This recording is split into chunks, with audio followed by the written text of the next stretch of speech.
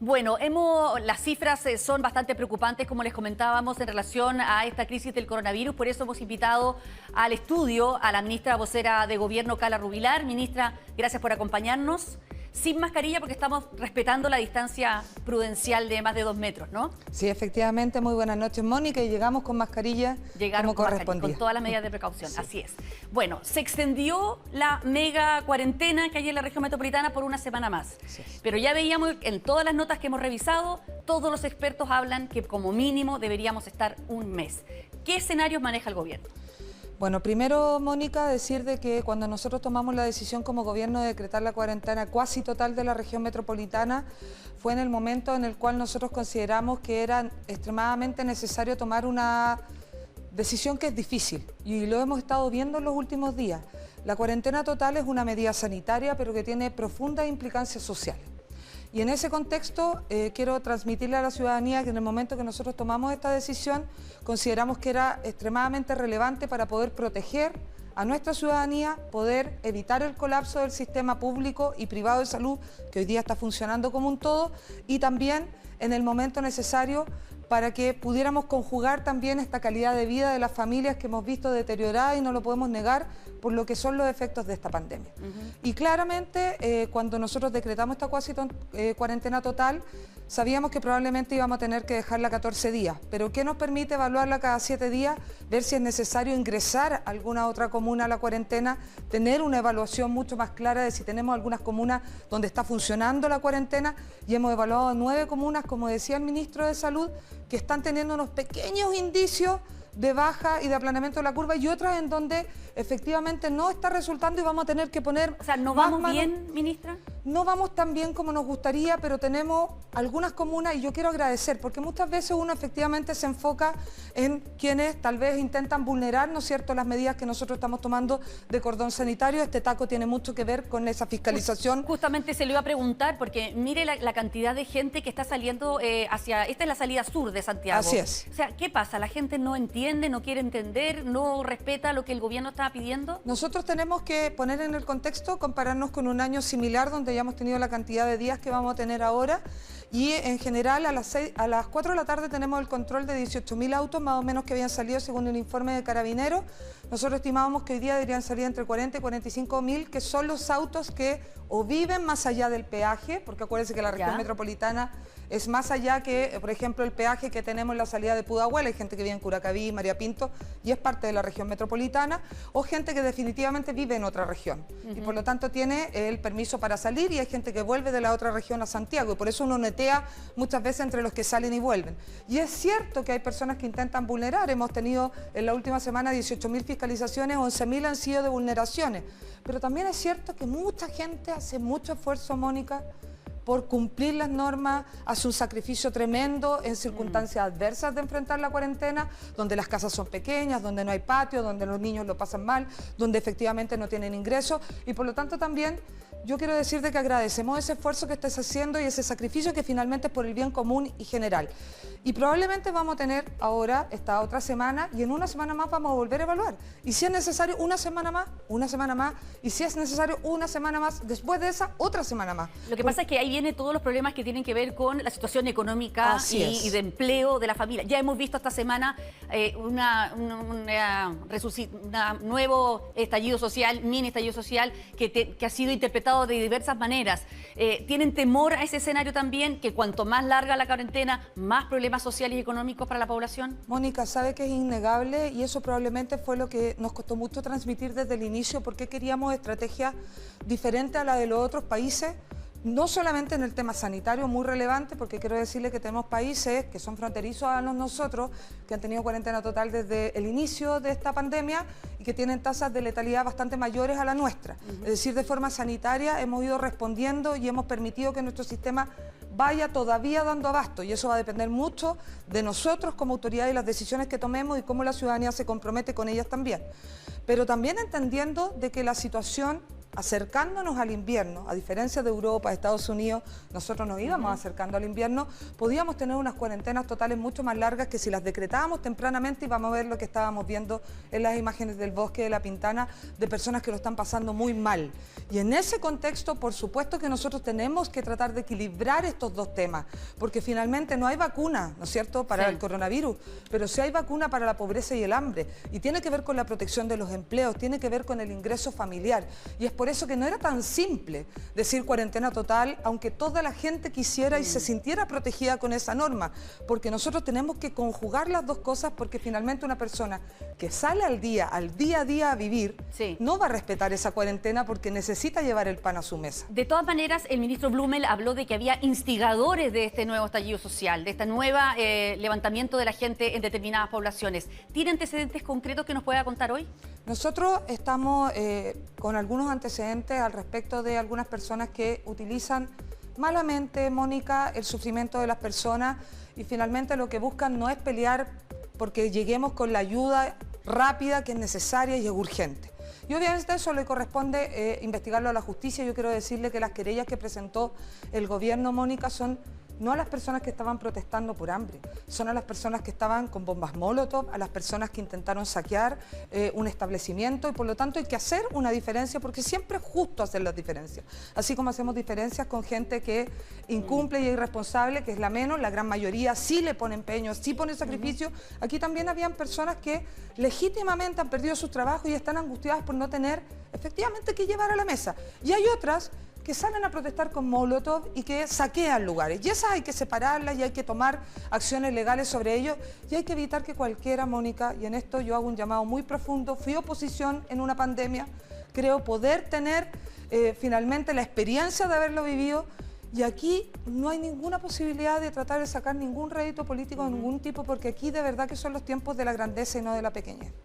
En relación a la política pública de las cajas de alimentos, ha habido muchísimas críticas y fundamentalmente lo que uno percibe desde fuera es que la logística no estaba preparada. ¿Van a comenzar a poder ser entregadas las cajas este viernes como se comprometió el propio presidente de la República? Mire, Mónica, yo entiendo muy bien que finalmente un anuncio como el del presidente el domingo en esta cadena nacional, que yo creo que era el momento oportuno. Sin desconocer, perdón, que 2,5 millones de cajas es un gran anuncio, ¿ya? Pero la logística es parecer la que no estaba. Es un esfuerzo gigantesco. Y hay que reconocerlo y hay que decirlo y transparentarlo. Y para poder anunciar una entrega de 2,5 millones de cajas en todo Chile, donde más de 1.600.000 van a estar en la región metropolitana, en nuestras comunas que están en cuarentena, para tratar de llegar al 70% más vulnerable. Usted comprenderá que en la región metropolitana hay comunas en cuarentena que no van a necesitar que lleguemos al 70% de sus hogares, porque no requiere la canasta de alimentos. Y con eso probablemente vamos a llegar a un porcentaje mayor en comunas que sí la requieran, Pedro Aguirre Cerda, La Pintana, El Bosque y otros. Bueno, sabiendo que es un esfuerzo gigantesco, el presidente lo anunció porque estamos conscientes de que esta es una realidad que están viviendo las personas. El presidente se atreve a enfrentar el tema del hambre. Claro, el problema no es ese, sí, eso se reconoce. El punto es que al parecer la logística todavía estaba en pañales. Y entonces se puede volver a caer en un nuevo error comunicacional, porque yo conversé con varios alcaldes y me contaban que el día lunes ya había filas de personas en cada municipio pidiendo su caja de alimentos con bastante desesperación, que es lo contrario que lo que se quiere lograr con la cuarentena. Por eso, yo quiero contextualizar esto dentro de un paquete de protección. Nosotros hemos generado un paquete de protección de más de 17.000 millones de dólares. Y eso tiene que ver entre exenciones de pago para personas, devolución de impuestos, tiene que ver con cómo protegemos a las pequeñas y medianas empresas, tiene que ver cómo entregamos el bono COVID, cómo hacemos el ingreso mínimo garantizado, el ingreso familiar de emergencia. Todo esto debiera estar empezándose a pagar de aquí a fin de mes a todo reventar. Estamos haciendo todo el esfuerzo para que sea un poco antes. Y además tenemos obviamente lo que es la canasta de alimentos, que es esta logística gigante y que el presidente comprometió entregarla en esta semana, y estamos haciendo todo el esfuerzo para que así sea. Vamos a partir con nuestros alcaldes, que son los que conocen el territorio, que conocen los barrios. Vamos a hacer una diferencia fundamental, Mónica, que habitualmente los recursos se entregaban según registro social de hogares. Y muchas veces uno entregaba una casa y a la casa de al lado no le tocaba. Y esa casa podía haber perdido el trabajo recién y no estar dentro del registro social de hogares. Pero no habría sido mejor un voucher, otro tipo, que llegar con una caja que hay que armar, que hay que tener todos los elementos, en fin. Mire, yo le quiero decir que nosotros debiéramos partir con mucha fuerza. Tenemos una orden de compra ya por más de 400.000 cajas, debiéramos en los próximos días tener más de 600.000 cajas. Vamos a empezar a entregar durante esta semana, como se comprometió el presidente Piñera, vamos a ir casa por casa. ¿Por qué? Porque al comprar de forma mayorista, grande, armar estas cajas nos permite que con estos recursos que están en la caja, estos cerca de 35.000 pesos por caja, 17 artículos entre alimentos no perecibles y artículos de aseo, ¿no es cierto? Esta caja pesa más o menos 20 kilos, es una buena caja. Nosotros hicimos comparaciones con las cajas que entregan los municipios para poder entregar una caja mejor, y con esta compra que vamos a hacer masiva de muchos proveedores, probablemente con esos recursos vamos a llegar con más alimentos que lo que habría llegado cualquier persona con ese voucher.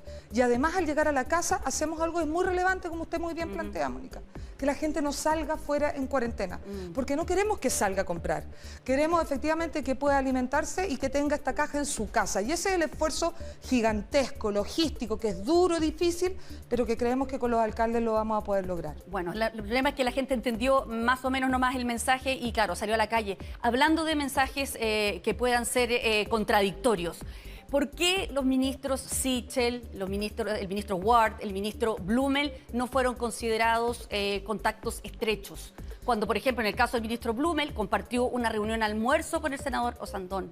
Eso es más, o sea, es en torno a 2 horas en un espacio cerrado, que es la definición. Bueno, en estricto rigor, la definición, como muy bien le decía la doctora María Teresa Valenzuela, tiene que ver con más de 2 horas, en un lugar cerrado, 15 minutos, sin protección. Es decir, hay una cierta normativa. Que al comer uno estima que está sin mascarilla. Está sin mascarilla. Bueno, frente a todas las posibilidades de que nos convirtiéramos en algo incluso cercano a un contacto estrecho, aunque no cumpliera todas las características, nuestros ministros se fueron con cuarentena preventiva.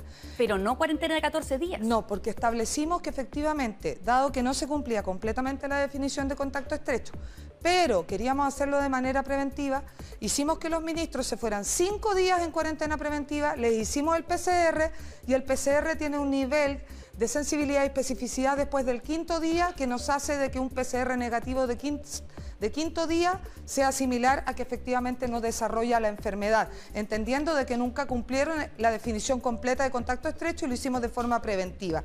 Y nosotros estamos esperando, por eso el ministro Briones y Blumel se hacen el examen hoy día, cumpliendo el 5.º día, porque estuvieron en contacto el viernes pasado, y si sale negativo van a poder volver. Ya. ¿Y qué pasa si salen positivos? ¿Cómo es el orden de reemplazo? ¿Qué pasa si el presidente también da positivo en algún minuto? ¿Quién va a reemplazar al presidente cuando ya sus ministros están en cuarentena o en cuarentena? Bueno, hay un orden de prelación. ¿Cuál sería? Hay un protocolo que... ¿Cuál es? Es un protocolo que está establecido, que conoce Presidencia y que va a ser operado en el momento que sea necesario. Sí está definido, y es importante decirle a la ciudadanía que todas las medidas que estamos tomando es para poder seguir funcionando, porque el gobierno está trabajando por cuidar la salud de la población de forma muy intensa, 24/7, sin parar. ¿Por qué no se puede compartir ese protocolo? No, no es que no se quiera compartir, sino decirle que existe, va a estar establecido, va a depender probablemente de cuáles son las condiciones de los ministros que vienen abajo, si hay una cuarentena o no del ministro del Interior, etcétera, de qué condiciones está el presidente. Eso está todo normado y no le quepa la menor duda que, de ser necesario, todo el buen funcionamiento del Estado va a seguir como corresponde. Y por último, hoy día en la conferencia de prensa de la subsecretaria de Seguridad Pública, ella decía que no tenía antecedentes de este camión que habría bloqueado la señal de hambre del edificio Movistar. ¿Hay nuevos antecedentes de aquello? Nosotros sabemos que hay una investigación en curso, entendemos de que hay una publicación sobre el edificio de unas personas, al día siguiente al parecer habrían sido de otras personas. Son 2 o 3 mensajes: hambre, solidaridad, humanidad. Para nosotros como gobierno, por ejemplo, el primer mensaje de hambre es una señal muy poderosa al respecto de que cuando nosotros planteábamos del inicio que había que conjugar la cuarentena total y el tema sanitario con la vida de las personas, la calidad de vida de las personas, era una preocupación legítima. Por Dios que era legítima, y hoy día lo estamos viendo, que en realidad hay que tener un pensamiento no solo de epidemiólogo que ve la salud de ese momento, no solo de economista que ve la mirada del futuro, sino que ambas. Porque cuando uno gobierna tiene que mirar el momento y mirar el futuro. Y finalmente nosotros no podríamos más que compartir los 3 mensajes. Hay que preocuparse del hambre con solidaridad y con mucha humanidad. Muy bien, ministra. Muchas gracias por acompañarnos esta noche. Que esté muy bien. Muchísimas gracias. Que esté muy bien.